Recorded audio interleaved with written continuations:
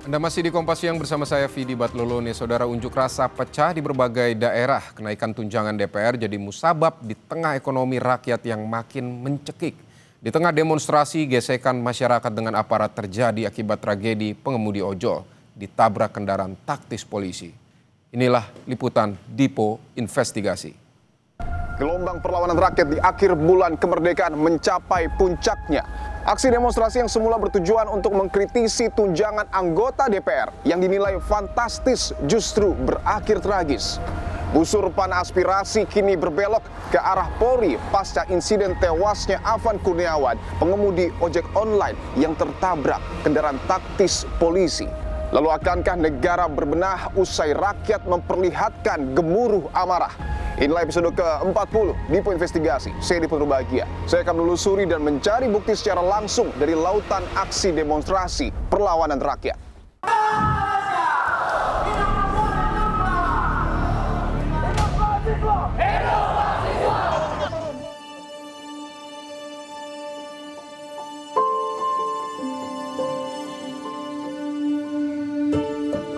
Sangat luar biasa gitu. Ini merasa sedih, merasa terharu ya. Ini saya minta kepada negara Republik Indonesia, Bapak Presiden, untuk bisa menyelesaikan masalah ini agar insya Allah ke depannya tidak ada lagi hal-hal yang seperti ini, hal-hal yang tidak kita inginkan. Saya merasa kehilangan anak saya. Sosok Afan itu orangnya penyayang, baik sama orang tua. Dia tulang punggung juga sama saya.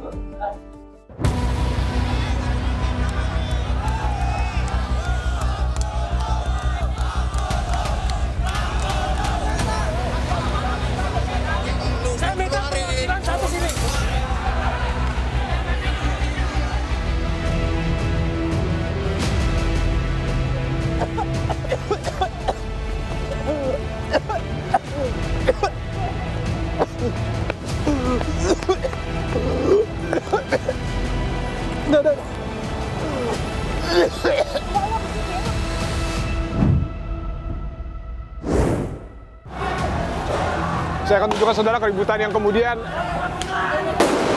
pecah setelah polisi melepaskan tembakan gas air mata, saudara. 7 anggota Polri yang berada di dalam kendaraan taktis dan menabrak pengemudi ojek online bernama Afan Kurniawan terbukti melakukan pelanggaran kode etik dan dilakukan penempatan khusus di Div Propam Polri selama 20 hari. Lantas siapa ke-7 anggota Polri tersebut? Berdasarkan penjelasan dari Kadif Propam Polri Irjen Pol Abdul Karim, ke-7 anggota Polri yang berada di dalam kendaraan taktis adalah Baraka Yohanes David, Baraka Jana Edi, Bribtu Danang, Bribtu Mardin, Bribka Rohmat, Aibda M. Rohyani, dan Kompol Kosmas Kajugai. Kadif Propam Polri juga merinci posisi dari ke-7 anggota Polri di dalam kendaraan taktis saat menabrak Afan Kurniawan. Bribka Rohmat adalah pengemudi dari kendaraan taktis Polri, sementara Kompol Kosmas berada di sebelah Bribka Rohmat yang tengah mengemudi. Sementara itu Aibda M. Rohyani, Bribtu Mardin, Bribtu Danang, Baraka Janaedi, dan Baraka Yohanes David berada di kursi belakang. Dalam pemeriksaan yang dilakukan secara terbuka, Bribka Rohmat menyebut alasan dirinya tidak menghentikan kendaraannya untuk menyelamatkan anggota Polri yang berada di dalam kendaraan taktis. Sementara itu, Karwaprof Divpropam Polri Brigjen Agus Wijayanto menegaskan 2 anggota Polri yang duduk di kursi depan kendaraan taktis yakni Kompol Kosmas Kajuge dan Bribka Rohmat terancam diberi sanksi pemberhentian dengan tidak hormat dari institusi Polri. Kategori pelanggaran berat dilakukan oleh 1 Kompol K duduk di depan sebelah kiri driver. Yang kedua, Bribka R selaku driver Lantis PJJ untuk kategori pelanggaran berat dapat dituntut dan dapat dituntut ancamannya adalah pemberhentian tidak dengan hormat.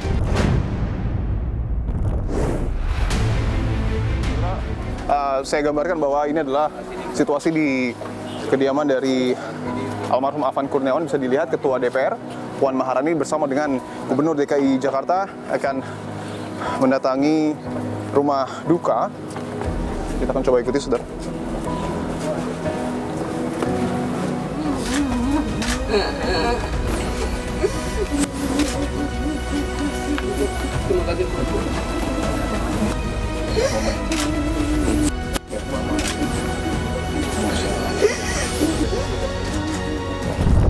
menerima laporan dari para ketua umum partai politik bahwa mereka telah mengambil langkah tegas terhadap anggota DPR masing-masing terhitung sejak hari Senin 1 September 2025, yaitu terhadap anggota DPR masing-masing yang telah mungkin menyampaikan pernyataan-pernyataan yang keliru. Terkait tindakan-tindakan yang bersifat anarkis, kami, Panglima dan Kapolri, TNI dan Polri diminta untuk mengambil langkah tegas.